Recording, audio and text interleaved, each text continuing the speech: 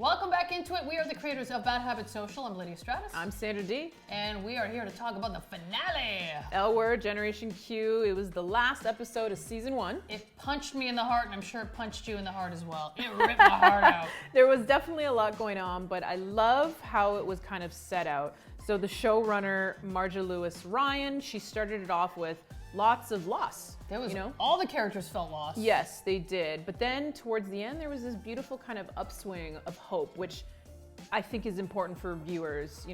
People watching kind of want to have something to hold on to. And there's lots of possibilities in the storylines now for season 2. So I'm excited to see what happens.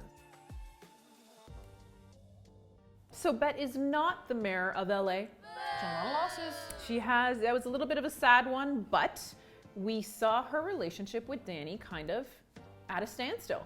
Yeah, and we see Bette as the new sexy bachelorette. Ooh, do we ever? She's getting hit on everywhere she goes now. Ooh, Bette gets her groove back by the end, and I am loving it. But we see Bette lose the race. We see her lose Tina. We see her lose a little bit of hope. Yeah, she's still dealing with the loss of Kit. Yep. She falls into a funk and a little bit of a depression, rightfully so. She's starting to have some time to actually deal with her emotions and feel. Oh, my heart broke out for her when I saw her laying on the couch. You see a bit of the tears. And then... But you know what's beautiful?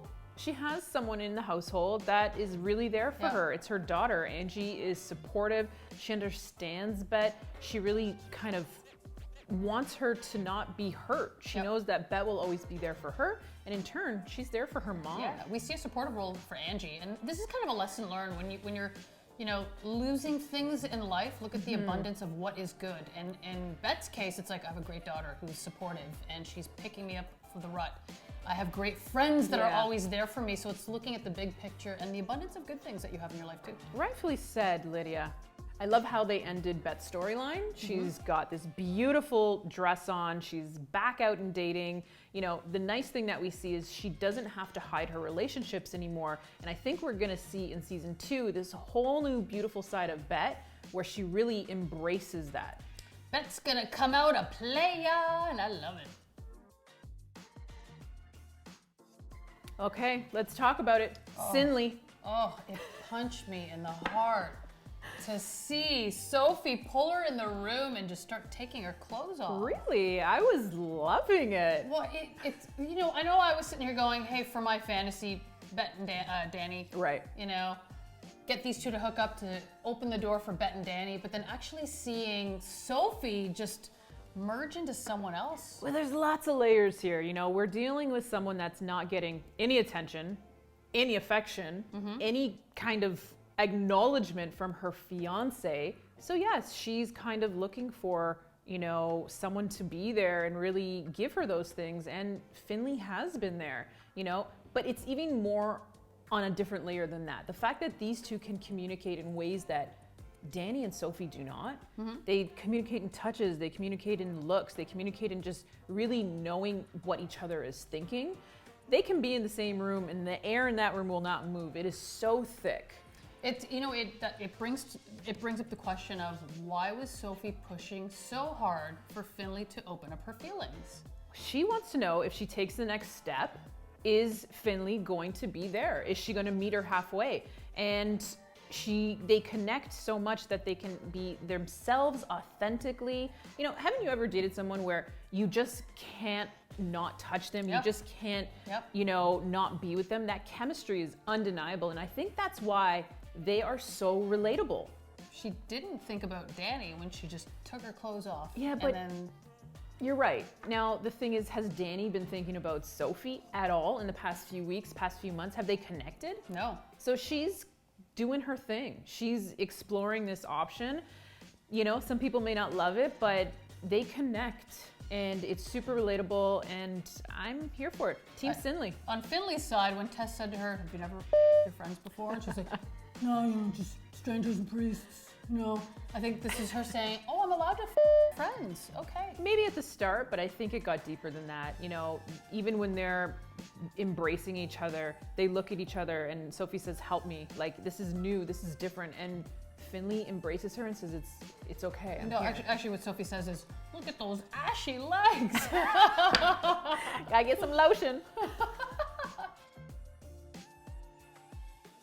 So let's get into the Sophie and Dani dynamic and what's Yes. transpired. I mean, they probably haven't since Dani joined Bette's team. They haven't even talked. They haven't even embraced. They haven't done anything. This is why this is all going awry. You know, I think at the end of the day, Dani is not seeing what's happening, but I also think Dani may not know how else it's supposed to be. Maybe she hasn't been in another long-term relationship where this is not the way.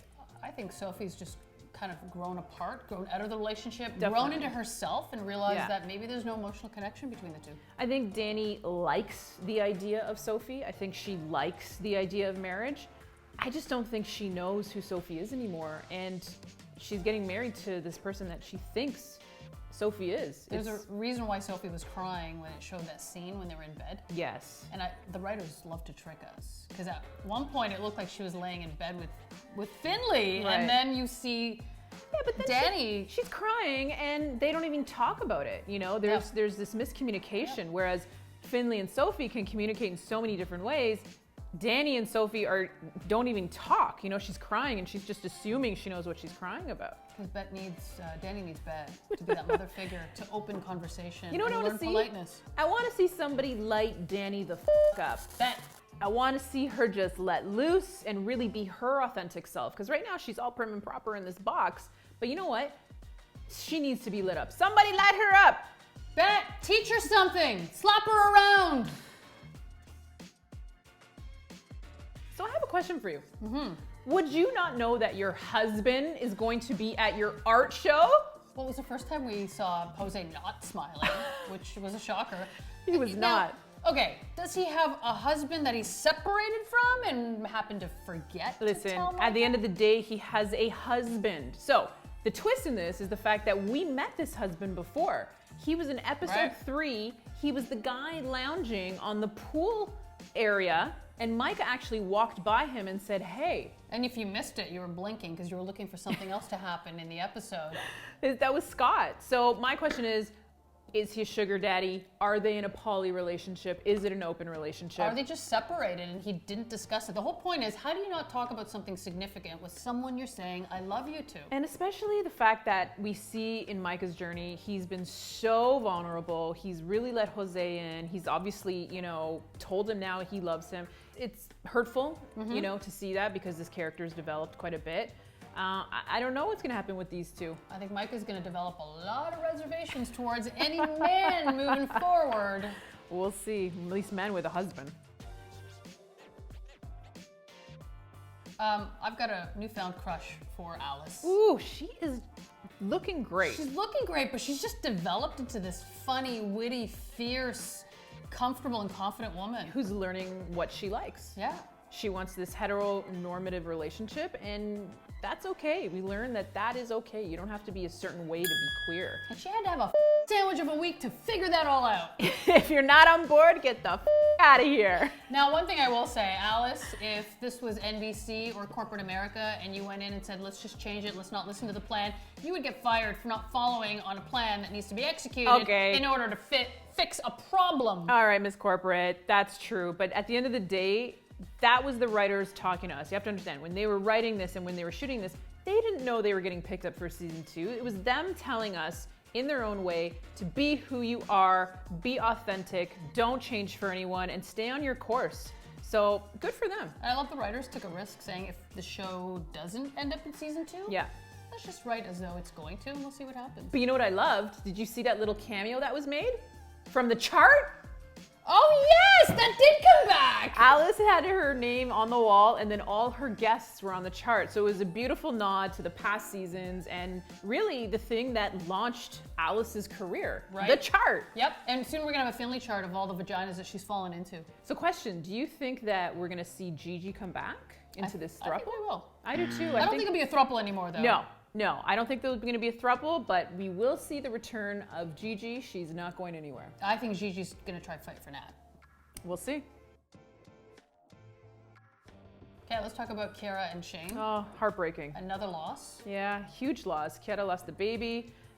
Shane was there. I thought that was lovely. She was supportive. She was really fighting for her to see a doctor.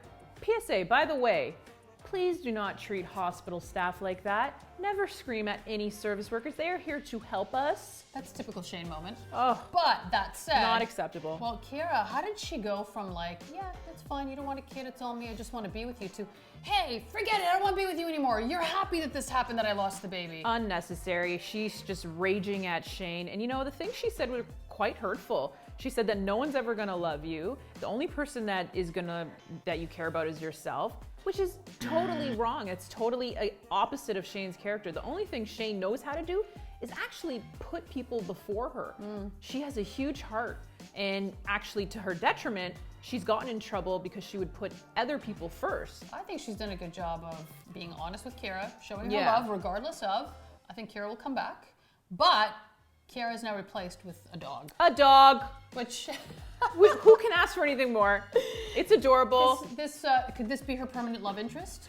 It may be her lifelong partner, and that's totally fine. I have a feeling in the next episode, Shane's going to go back to her kind of alone ways, her promiscuous ways. We'll see what happens, but again, Kiara didn't have to go out there and call her all those things and say those nasty things, but And I'm sure the show is getting a lot of letters on adding more diversity, and now they've probably gotten a lot of letters of, can you get some cats? Maybe a dog? they're gonna get some cats in the next season. Maybe a giraffe? Just some animals? One of my favorite parts of the show was when we saw the return of the emotional guidance counselor, Father Rebecca. I love that they brought her back. You know, she was a very strong character. She had so much wisdom. You know, it's kind of cool to see Finley go back to her. A little inappropriate time, I'd say, but she teaches her about shame and, you know, how to kind of work through it and, you know, right the wrongs that you can, even if it's just baby steps. I was waiting for her to kiss her on the forehead and preach her go, healed! Baby steps, healed! She's not healed quite yet. She does give her some good advice. She returns the bike, small steps, small steps. Oh yeah, she returned the bike from her one night stand saying, I'm sorry, I need karma to now be on my side. Here is the bicycle. Although I don't think it's going to happen, but I do hope that Father Rebecca continues to grace us with her almighty wisdom. So in conclusion, we're left with the question,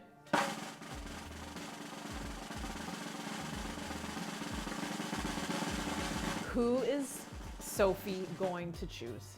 who do you think? I think she's going to Finley. Oh. Yeah. She wants something new. So Finley makes her feel so good. It's authentic. There's chemistry. I think she's running to Dani. I mean, she's already got that relationship. They spent a lot of money on the tickets to Hawaii. Are you thinking economics here? I am thinking economics. Get out of She's here. gonna run to Dani. They're gonna go try get married. She's gonna stop the wedding. She's gonna tell her that she had sex with Finley. Now it's a telenovela. She's not going to go get married without her family. Her family is very important to her. She's going to Finley. She's starting something exciting and new. But she's marrying into a telenovela, so it has to be a telenovela and trying to protect you. That is a wrap on the L Word Generation Q Season 1 reviews from us here at Bad Habits. We just want to say thank you guys so much for joining us every week. Your comments, your DMs, all your support, everything has been so lovely, and we are so thankful for you guys joining us. Yeah, and it's not a wrap from us. I mean, Nope. just because the L Word wrapped up, we have a lot of amazing content cooking in our content lab. So continue to join us, continue to subscribe, click the link in the bio or hit the subscribe button below. Thank you guys.